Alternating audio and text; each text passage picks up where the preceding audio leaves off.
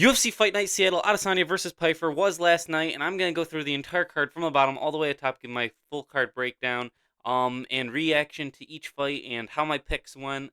Which spoiler alert, they did not go too great in this card. But yeah, I'm just going to recap each fight and give my opinion on it and kind of what I think happened.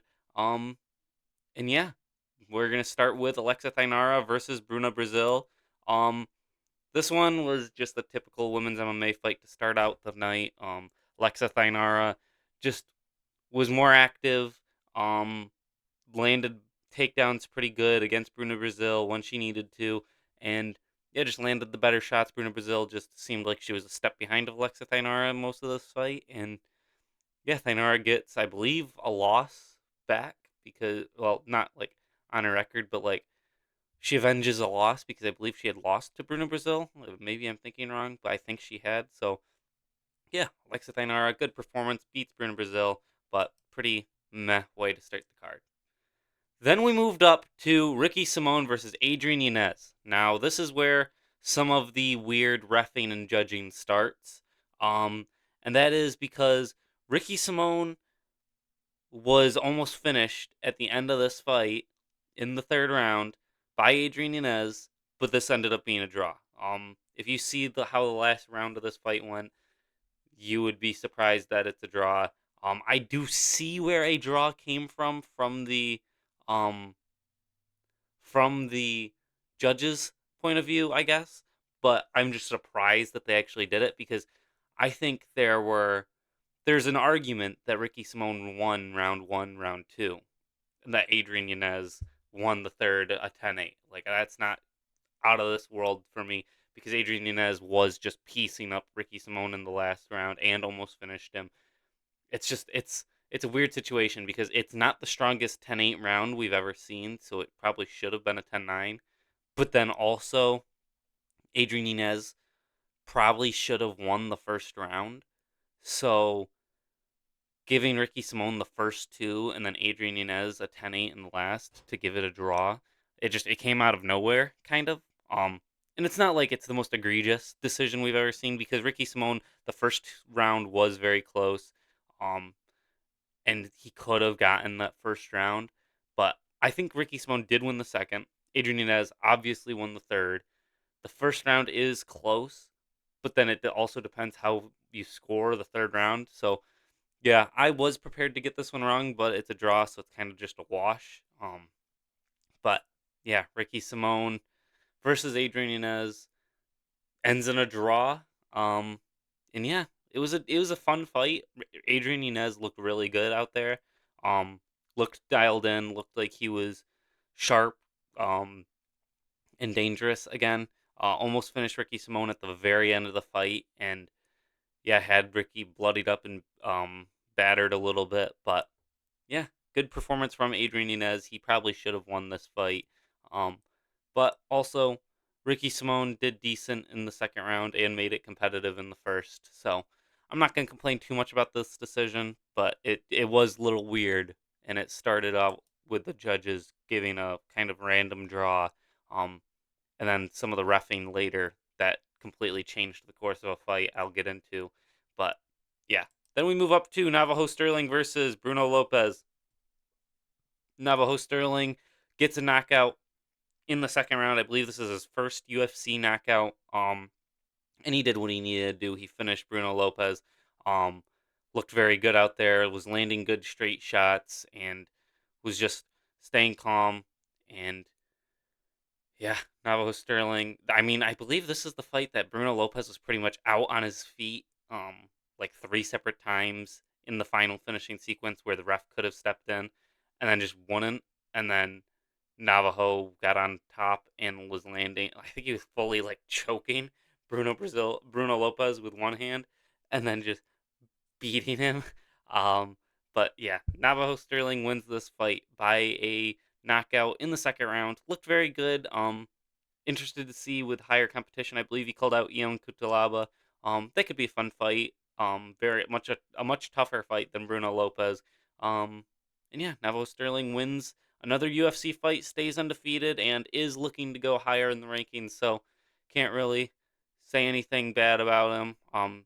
Entertaining fight, and Bruno Lopez just he had nothing for Navajo Sterling. There's really not much to talk about in some of these earlier fights. Like this next one, Casey O'Neill versus Gabriela Fernandez. Um, I got this one wrong. I said that um Gabriela Fernandez was going to win this fight, and Casey O'Neill went out and knocked her out. Women's MMA standing knockout. Crazy. We had two of them tonight. The one later on is absolutely wild, and we'll get to that when we get to it in the co-main event. But Casey O'Neill against the fence, Gabrielle Fernandez. Casey O'Neill just clocks Gabriella and then lands like a four-piece on her chin while she's falling down to the ground, and Casey O'Neill wins. Great job for her. And yeah, it's just kind of crazy that we actually had a knockout in women's MMA. Very good performance from Casey O'Neill, and yeah, I got this one completely wrong. I thought Gabriela Fernandez was going to be a little bit more technical, a little bit more skilled, and a little bit more dangerous in there, and she was not, evidently. Um, then we move up to Marcin Tybura versus Tyrell Fortune. Now, this fight, see, the fights were last night, so I'm not as 100% clear on remembering what exactly happened. But I believe it was a situation of Tyrell Fortune got the first round. Yes, Tyrell Fortune got the first round. He landed some good shots, took down Marcin Tybura, was on top of him. Clearly won the first round. Marcin Tybura really didn't land anything of note in the first round. Um, then Marcin Tybura didn't land anything really of note in the first round. Tyrell Fortune controlled the whole thing. Second round, Tyrell Fortune won it on striking. Landed good shots against Marcin Tybura. Yeah, just did very good. Landed very good shots against him, and was like kind of at will with his right hand, just clocking Tybura. Looking good in that second round, and so going into the third, it's kind of hard to argue that Tybura's won anything. Fortune goes into the third round. He's losing this round. You can tell that he is completely gassed. And then Tybura puts on a pretty good performance of kicks, little shots here and there. Nothing to the point where he's almost got Fortune out of there, but he's landing decent shots. Just he's clearly winning this round on points. And then so yeah, going to the scorecards, it's pretty obvious that it should be 29-28. Tyrell Fortune, with him winning the first two rounds and losing the last. And then they go to read the scorecards. And then Bruce Buffer is reading it, and he says 30-27, 30-27, 30-27, all for the winner by unanimous decision, Marcin Tybura. I was legitimately in shock.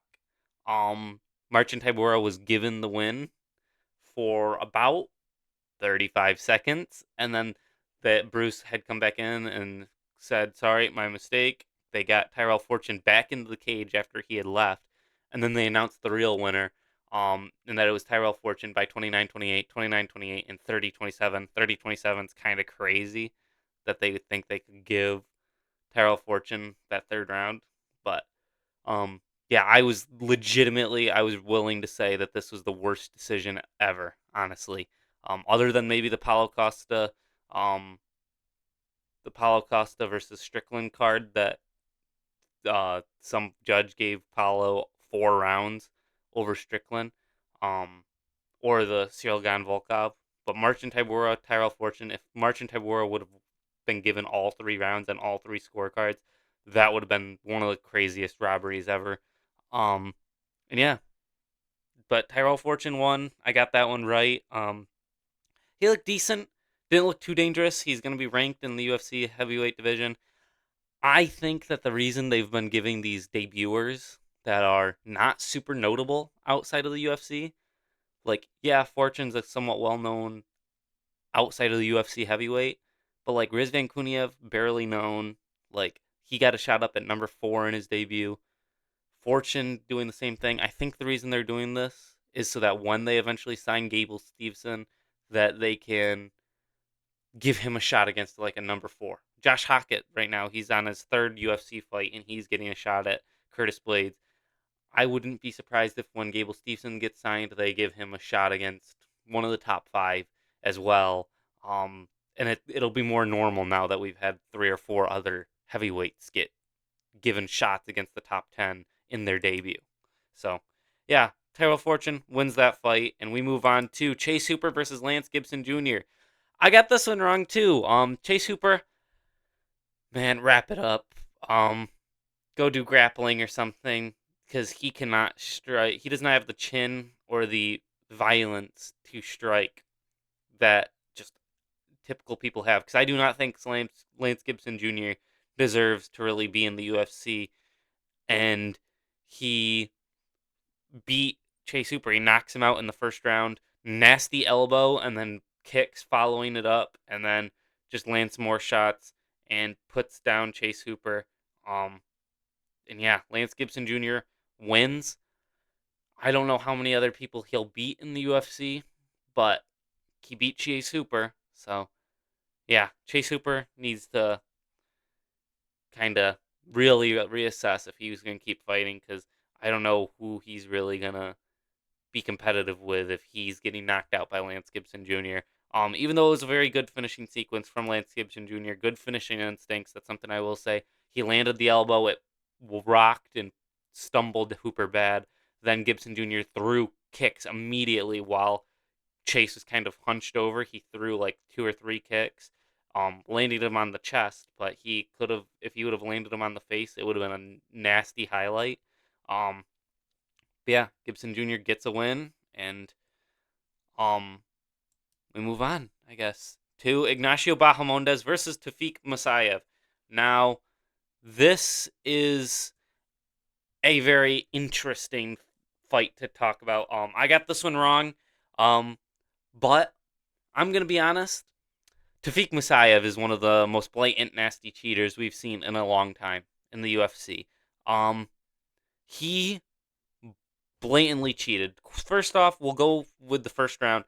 First round was a decent competitive fight, but Bahamondes clearly won the first round. He was doing very good on striking. He was landing somewhat decent, and doing what he needed to do. Tafik Masayev was just landing pretty well, pretty clearly, getting his range, figuring all that stuff out, getting into the flow of the fight, and does it.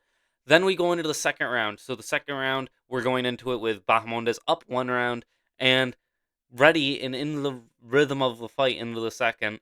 And he drops Tafik Masayev badly immediately, like really badly, and then hops on top, starts doing crazy ground and pound, almost finishing Tafik Masayev.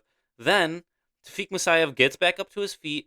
Bahamondes is landing a good shot, lands a shot against Tafik Masayev, and Tafik Masayev literally both hands fully grabs the fence to hold himself up from going down, then reverses it, gets on top of Bahamondes, and lands such a nasty elbow that it caused all this blood to come into the octagon. I'm only going to show this for a quick little bit because I do not want to get in trouble with YouTube, but crazy elbow, just pouring blood. Some of the most blood I've ever seen in a UFC fight comes from Ignacio Bahamondes onto this cage. But Tafik Masayev gets to this position after being so badly wobbled. Like, he was out of there. He literally got his entire head bent back. And he only really survived because he was able to fully hold onto the cage instead of going down to the ground. And then ends up using that not going to the ground to reverse, like literally fence grab, then reverse into getting on top and landing the elbows and hurting Bahamondes bad. And then the rest of this round is Musayev's. Musayev lands crazy elbows and good ground and pound, has very good ground and pound. But then there's one part where Bahamondes is holding Tafik Masayev from punching him, and Tafik Masayev in front of the ref. Both of these, the cage grab and this, were right in front of the ref while the ref was staring intently at what was happening. Tafik Masayev gets his arms grabbed by Bahamondes from the bottom, and he just decides, you know what? Headbutt. And he fully drives his head into the chin of Bahamondes, that then makes Bahamondes let go of his hands, and then he's able to start getting ground and pound off. Two of the most blatant illegal cheats we've ever seen, and the ref did not do anything. And this ref had already had fishy moments earlier on in the fight, or in the card, and now he does it in this one. Like, Tafik Masayev, this was a great comeback. Like, this would be comeback of the year, and like a great performance, and oh my god, all the blood he caused in Ignacio Bahamondes against very good competition, except for the fact that Tafik Masayev only got there because he cheated. Like, he literally only got there because he cheated. Ignacio Bahamondes was completely shutting down Tafik Masayev until that elbow landed, and that elbow only landed because Tafik Masayev fully cheated. Like, he fully two-hand, fully fist grabbed the fence and like literally used it to hold himself up while he was hurt. When that happened against Derek Lewis and Glover Teixeira, that was the reason it was stopped, was because he grabbed the fence. If you grab the fence, that's illegal. You deserve to lose a point, or he should have been disqualified in that second round for illegal fence grabbing and headbutting. Like, it was a good performance from him. He has very nice ground and pound, but you cannot appreciate it to the level you should be able to because he fully cheated two separate times to win it. And then people were saying that in the third round, because the third round, we go into it, Bahamondes is landing okay on the feet, but you could tell that because there's blood pouring down into his eyes, he's struggling to find his rhythm. Tafik Masayev then gets another takedown and lands more ground and pound. But then Bahamondes reverses it, gets onto the back, and it starts cinching in a rear naked choke. And people are saying that Tafik Masayev might have tried to bite Bahamondes as well. I mean, Tafik Masayev, I hope that he gets slimed out again. Give him back to Muktabek Orablai. Let Orablai do what he wants to him again. Let Orablai rip his arm off again. I'd be glad with that.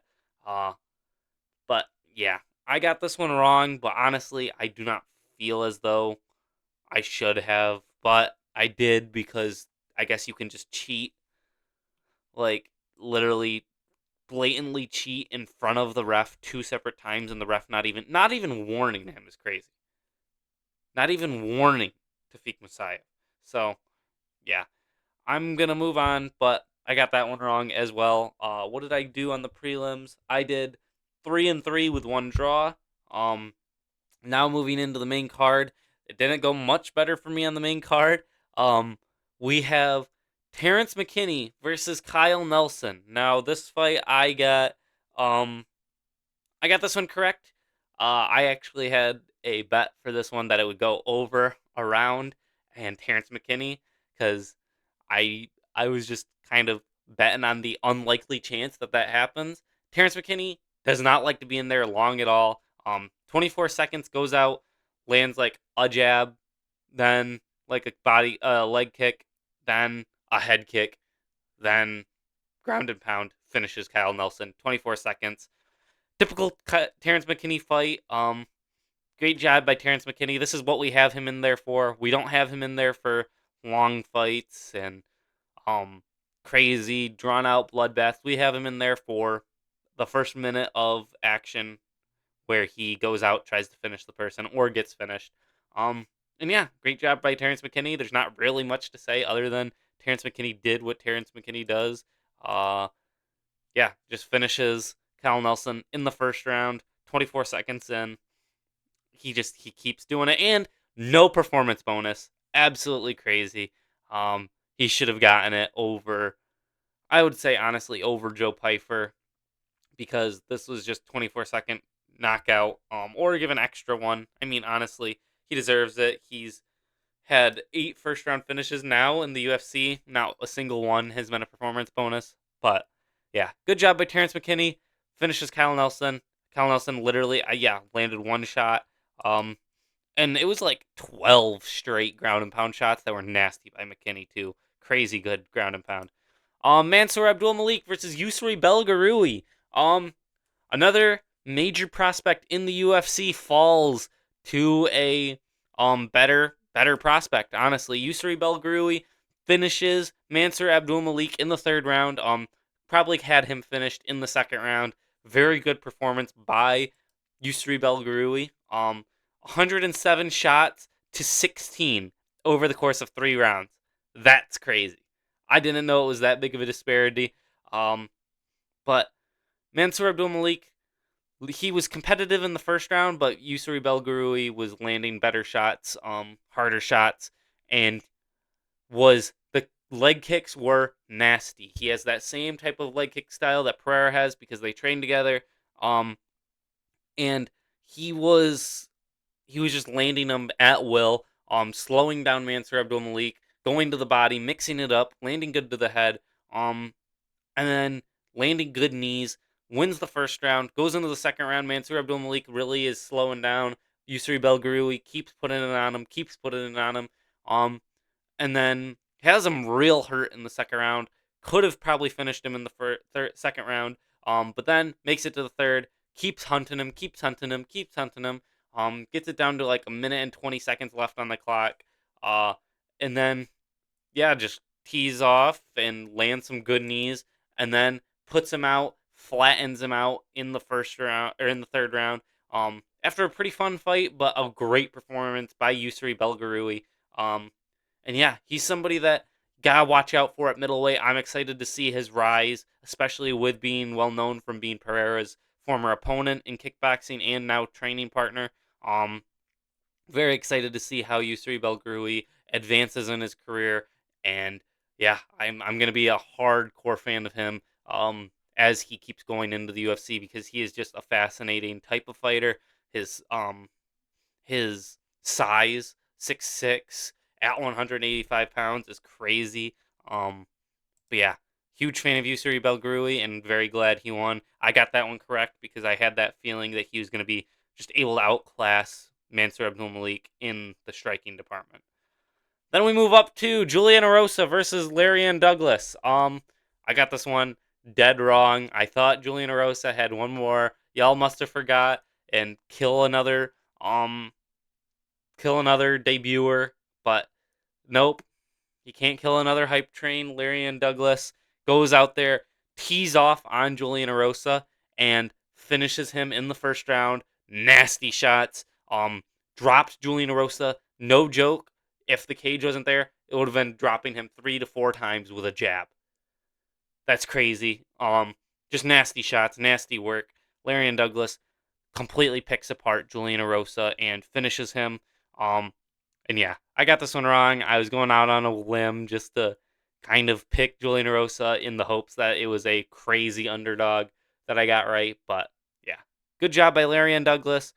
Nasty power. Excited to see where he goes in the featherweight division. He can be very dangerous if he has decent enough ground game or he is able to hold off other people's ground game, which at featherweight, you don't really have many people that you have to hold off their ground game now. But you still have like Mobzar and stuff like that. But it would be interesting to see where Larion Douglas goes because he has crazy knockout power. Then moving up to Michael Chiesa versus Nico Price. This was a Michael Chiesa, another can crushing. Both Nico Price and Michael Chiesa have retired. Um, and Michael Chiesa wins by a first round rear naked choke. Nico Price really had nothing. Michael Chiesa gets onto the back, takes him down, gets onto his back. Nico Price tries to dive Chiesa's head into the ground. Does not shake Chiesa off. Chiesa then submits him. In a minute. Yeah, nothing really to say other than that.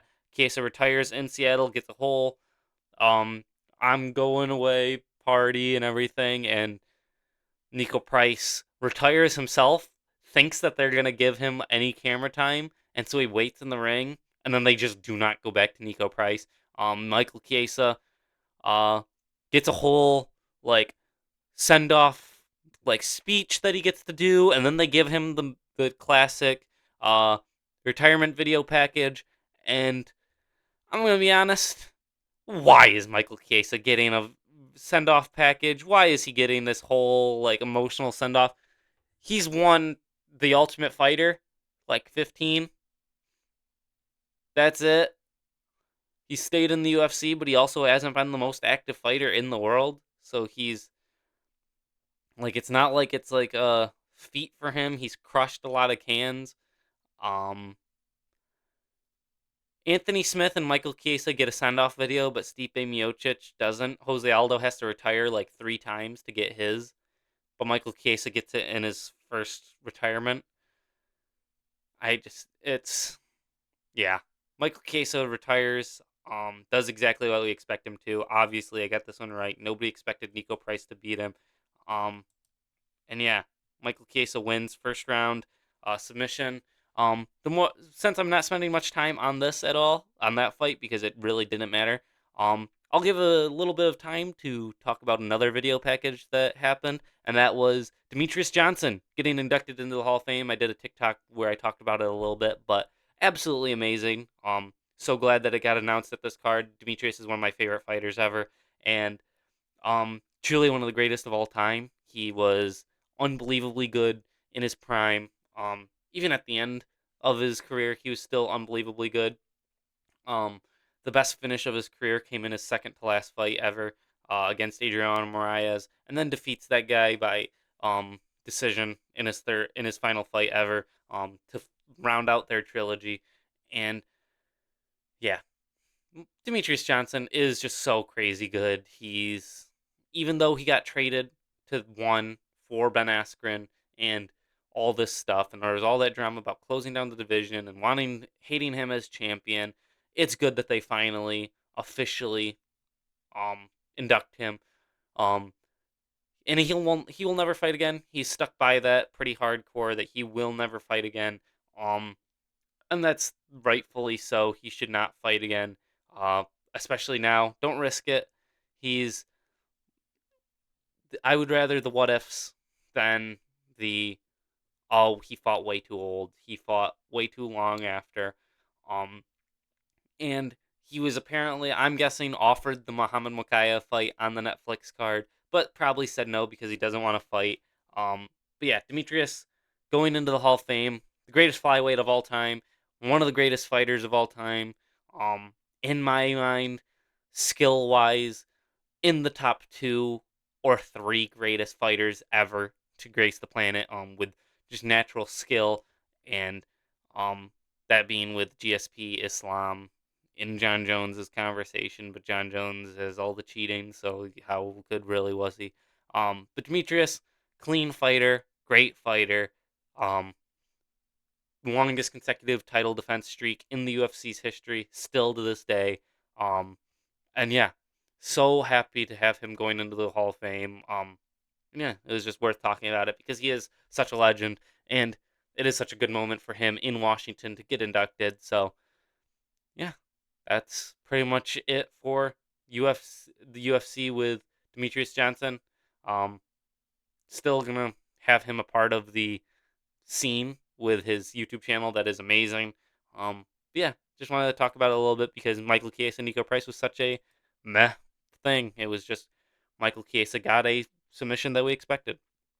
Now we move up to Alexa Grasso versus Macy Barber in the co-main event. This was absolutely insane from Alexa Grasso. Macy Barber shoots 0 takedowns in this fight whatsoever. And does not even attempt to get it to the ground.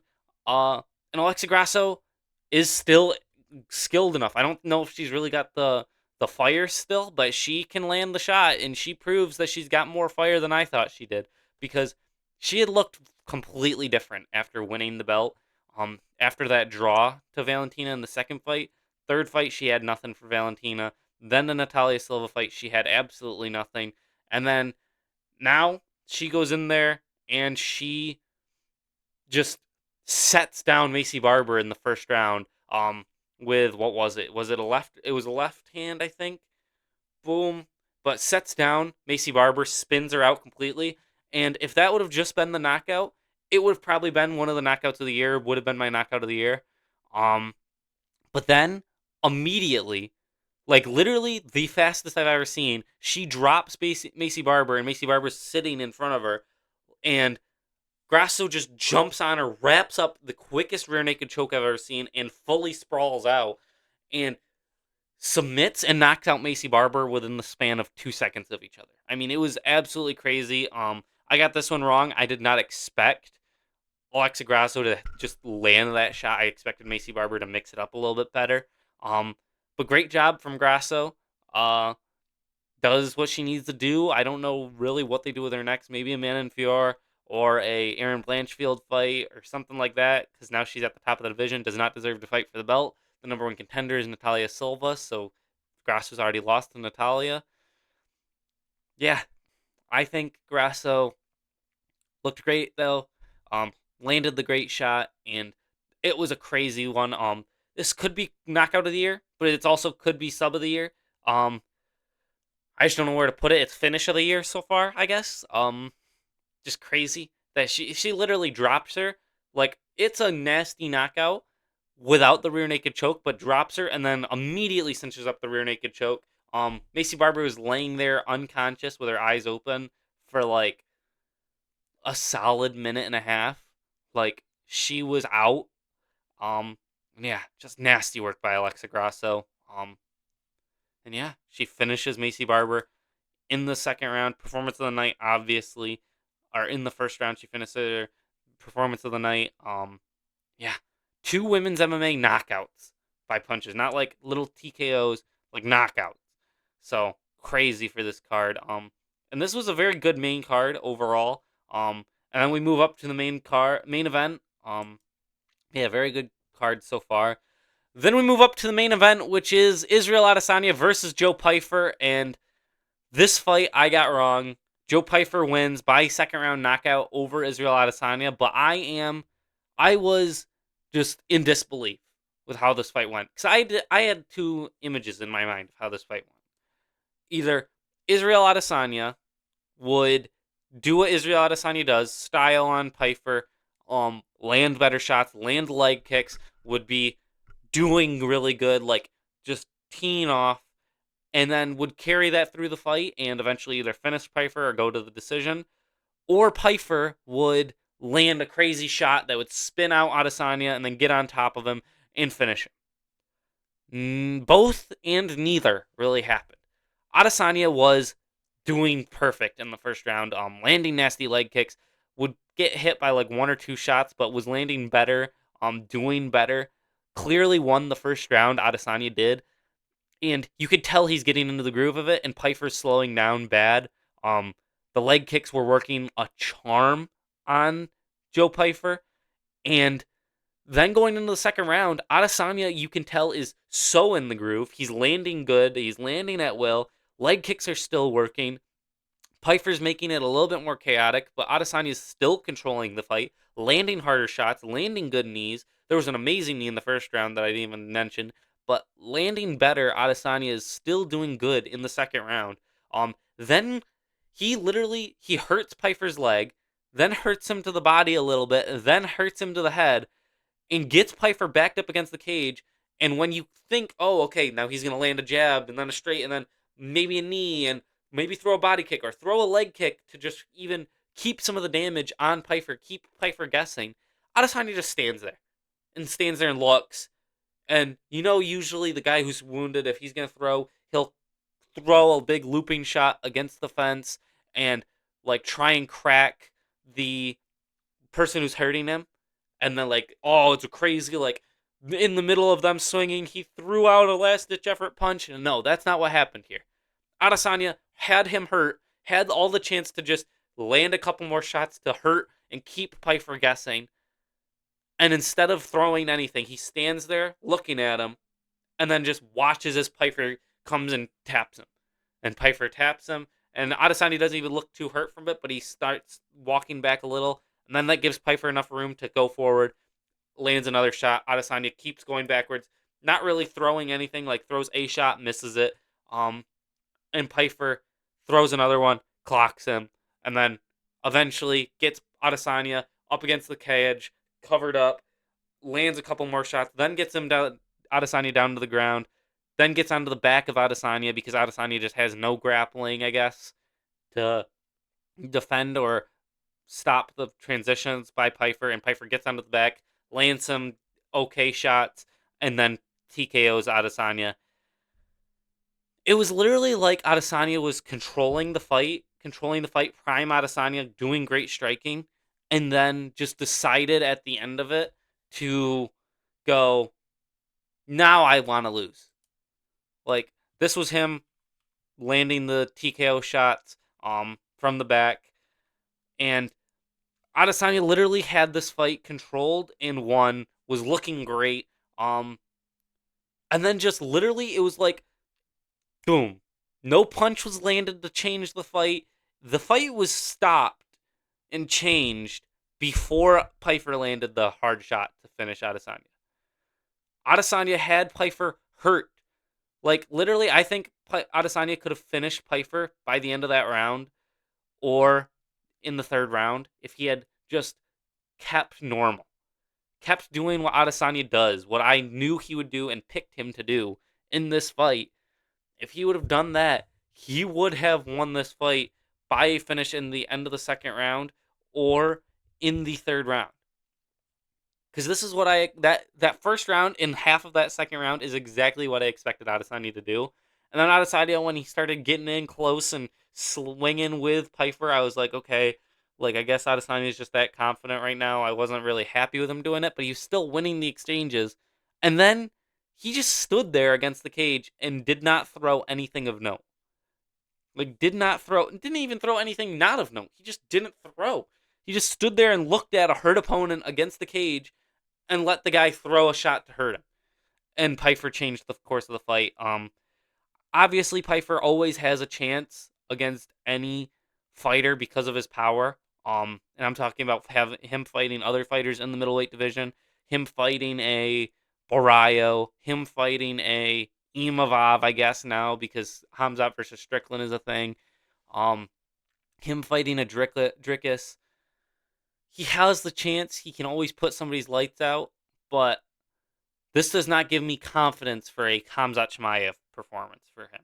This does not give me a confidence for a Nasruddin Imavov fight for him. This does not give me a confidence for a Dricus Duplessis fight. Um, I think they're probably going to end up having to do Pyfer versus Imavov and then Dricus versus Barayo, or Dricus versus Imavov, Barayo versus Pyfer. I don't know what they're gonna do, but Israel Adesanya literally just had this fight perfectly gift wrapped for him, and then just while he was mid opening the gift, just goes, I don't care, and throws it in the garbage. He literally had this completely won. He could have just finished this fight and decided not to. Um, and yeah, dug me even deeper into a hole with my picks, and gets me wrong, I have sucked on main events this year. I think so far of main events this year, I've gotten um, Mario Bautista beating Vinicius Oliveira and gotten Kevin Vallejos beating Josh Emmett. I got the Loner Kavanaugh one wrong. I got Strickland versus Hernandez wrong. I got Pimlet versus Gaethje wrong. Lopez versus Volk wrong. This one wrong. I got, what other one was there? I got Murphy versus Mavzar wrong, even though I really shouldn't have. That should have been a draw or a Lerone Murphy win, but whatever. I'm not going to talk about that anymore. I got this one wrong. I got, what was another one? I got Oliveira versus Holloway wrong, but honestly, I wanted Oliveira to win. I just picked Holloway because I had to pick somebody. I wanted a draw. Um, but yeah, I've been doing awful on main event picks, and this card I did not do good on overall picks. I did 1, 2, 3, 4, 5, 6 correct. 1, 2, 3, 4, 5, 6 wrong. Then the draw. So 6, 6, and 1. 6 for 12, honestly. And yeah, Adesanya versus Pyfer. Overall, the card was good. Main card was great. And yeah, horrible cheating by Mosaev and weird draw in the Ricky Simone and Adrian Yanez fight, but very good card overall. Crazy women's slime outs, especially the Macy Barber Alexa Grasso one in the conversation for knockout and submission of the year, I guess. And yeah, thank you for watching. Let me know what you think of these fights and what you think of next weekend's fights, the Duncan Moicano card. And yeah, thank you for watching. Have a good day and bye.